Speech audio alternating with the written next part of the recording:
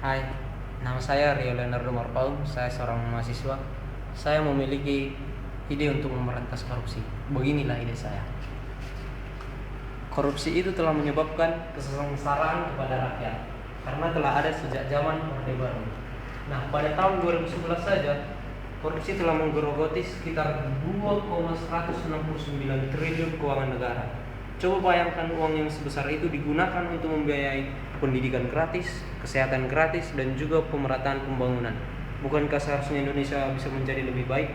Beginilah deskripsi ide saya untuk memberantas korupsi. Saya mengibaratkan korupsi itu seperti pohon. Tentunya pohon yang tidak baik. Pohon yang tidak baik menghasilkan buah yang tidak baik. Saya mengibaratkan buah itu seperti kasus korupsi karena memang itu adalah buah dari koruptor. Nah, saya mengibaratkan koruptor seperti ranting karena di ranting inilah mereka bisa tinggal. Dan batang ini merupakan hukum yang lemah karena memang inilah jalan para koruptor untuk bisa berbuat seenaknya menjarah keuangan rakyat. Nah, yang mendasari semua itu adalah akar, yang notabene adalah sifat serakah. Nah, mari kita membahas mulai dari pemberantasan akar hingga buah. Yang pertama kita lakukan itu adalah pemberantasan dari buah. Untuk menjangkau buah yang tinggi, tentunya kita butuh galah yang lebih panjang. Saya mengibaratkan galah ini seperti penyidik. Penyidik KPK kemarin masih berjumlah sekitar 80 orang. Namun pada bulan September 2012 yang lalu dikurangi menjadi 60 orang. Sehingga 60 penyidik tidak akan mungkin menyidik sekitar ribuan kasus korupsi. Apalagi seorang penyidik harus menyelidiki 2 sampai 3 kasus. Nah, ide saya di sini adalah menambahkan penyidik. Sehingga satu penyidik hanya akan menangani satu kasus. Jikalau memungkinkan, penyidik tidak ditambahkan dari Polri, melainkan dari kaum independen. Tujuannya adalah jika suatu saat nanti ada kasus korupsi yang menyeret lembaga negara, maka tidak akan ada lagi persoalan yang menimpa KPK dan Polri. Nah, untuk memberantas ranting, kita membutuhkan pisau yang lebih tajam. Saya mengibaratkan ranting itu seperti relasi. Beberapa waktu yang lalu telah terjadi perselisihan antara KPK dan Polri. Nah, ide saya di sini adalah membangkitkan kembali nilai-nilai sila keempat, sehingga KPK, Polri, dan hakim bermusyawarah sehingga menghasilkan satu divisi, satu tugas. Maksudnya di sini adalah divisi yang bertugas untuk menyidik dan mengungkap kasus korupsi adalah KPK. Divisi yang bertugas untuk menangkap dan menahan koruptor adalah Polri. Nah, divisi yang bertugas untuk menjatuhkan hukuman tentunya adalah hakim. Setiap divisi tidak boleh mencampuri urusan divisi yang lain, sehingga tidak akan ada lagi kasus seperti KPK versus Polri dan KPK, Polri dan hakim akan saling berjabat tangan, dan itu menandakan kekuatan lembaga negara kita untuk memberantas kasus korupsi. Nah, untuk memberantas yang ketiga ini, batang, kita membutuhkan kapak yang lebih tajam.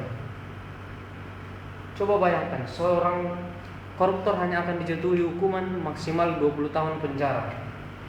Padahal seorang pencuri sendal itu dijatuhi hukuman maksimal 4 tahun penjara.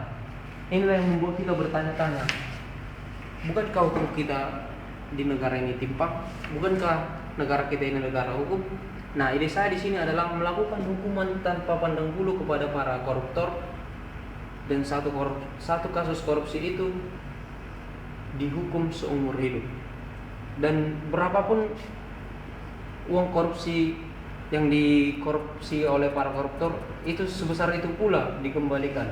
Jika tidak, maka akan dilakukan pemiskinan dan penjarahan harta benda para koruptor. Nah, saya heran mengapa seorang Gayus bisa jalan-jalan ke Bali padahal dia masih berstatus sebagai tahanan. Nah, kita harus memperbaiki kinerja penjara dan lembaga pemasyarakatan. Penjara bagi para koruptor itu ibarat rumah mewah yang dipenuhi TV, DVD dan memiliki AC.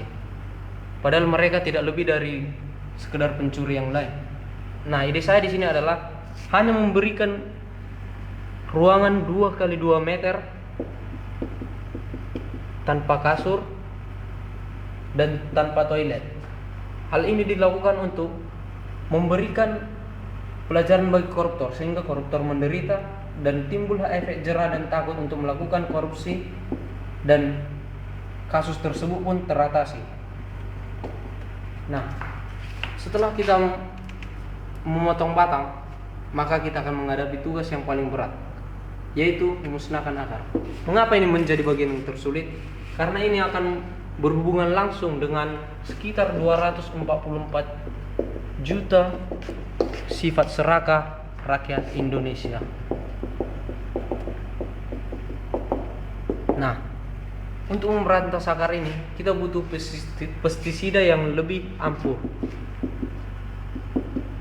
Nah, ide saya di sini adalah memberlakukan pendidikan hukum dan budaya anti korupsi yang terintegrasi dengan pendidikan agama yang disesuaikan dengan pendidikan dasar, menengah hingga pendidikan tinggi, sehingga moral generasi bangsa akan sangat baik dan takut untuk melakukan korupsi. Dan setelah semuanya berjalan dengan baik, yang kita butuhkan hanyalah menjadi api yang berkobar. Api yang berkobar maksudnya adalah kita membutuhkan semangat yang menggebu-gebu agar menjadikan Indonesia sejahtera, berbudaya tinggi dan maju, sehingga rakyat Indonesia akan tersenyum kembali tanpa ada kasus korupsi. Demikianlah pemaparan ide dari saya. Semoga dapat dituangkan dalam kehidupan berbangsa dan negara dan dapat dijadikan sebagai acuan untuk menghadapi kasus korupsi. Sekian dan terima kasih.